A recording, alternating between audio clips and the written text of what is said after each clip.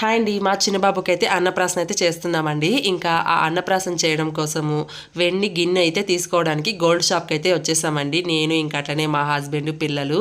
So ఇంకా ఇక్కడ వచ్చేసి చెప్పామన్నమాట, ఇట్లా అన్నప్రాసన కోసం వెండి గిన్నె కావాలని చెప్పనేసి. ఇంకా వాళ్ళైతే అక్కడున్న డిజైన్స్ అన్ని చూపించారనమాట. ఇంకా నాకైతే వాటిల్లో ఏది తీసుకోవాలో అస్సలు అర్థం కాలేదండి. ఫైనల్ గా ఒక గిన్నె అయితే తీసేసుకున్నాను అనమాట. తర్వాత వచ్చేసి ఇంకా నాకు ఆకలి అవుతుందని చెప్పనేసి మా హస్బెండ్ కి చెప్పాను అనమాట. ఇంకా తనైతే ఈ మసాలా చాట్ బండ్ దగ్గరికి అయితే వచ్చేసామండి.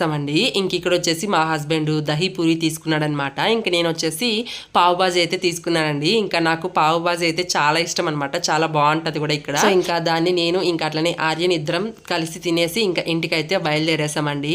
ఇంకా నేను వచ్చేసి బాబుకి వెండి గిన్నె తీసుకున్నానని చెప్పాను కదా, ఆ గిన్నె అయితే మీకు చూపిస్తాను చూసేయండి. ఈ గిన్నె అండి నేను తీసుకునింది.